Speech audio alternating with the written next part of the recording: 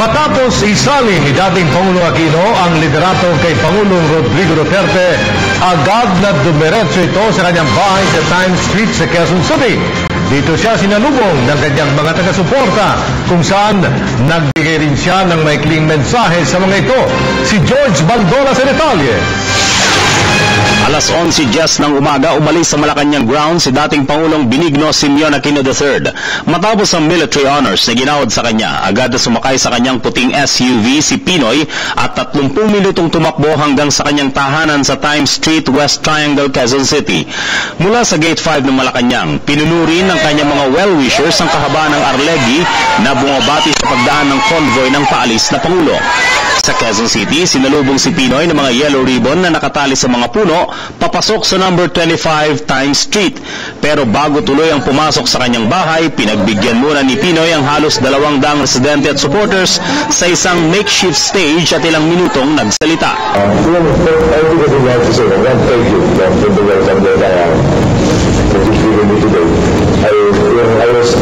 I was asked to be describing all of this. Sabi ko, I really don't think it would have made any sense for me to live anywhere else.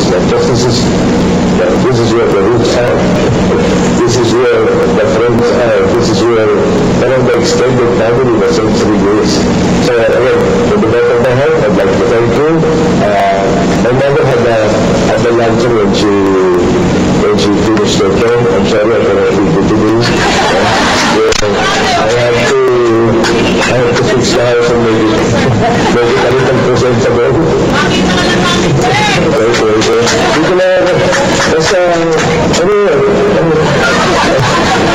the value is something, the house will be a little presentable.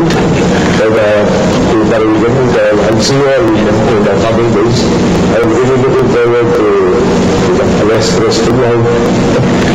Subalit bago tuloy ang bumaba ng stage si Pinoy, nag-iwan muna ito ng dalawang magagandang good news. There are 2 pieces of very good news today. One of them said it together, that was going to tell you that's a time frame.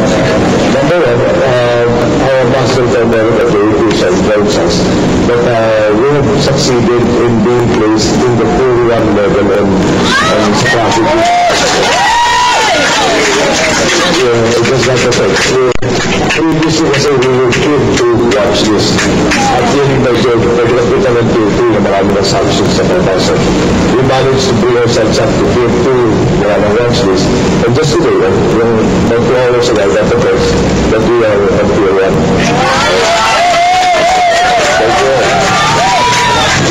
We have also been officially informed that the decision on the arbitration case will come out on July 12.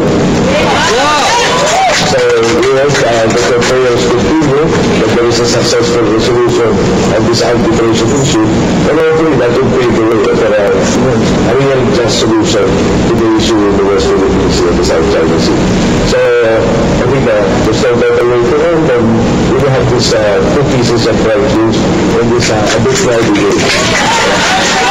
Pagkatapos magsalita, pumasok na si Pinoy sa kanyang bahay kung saan siya lumaki.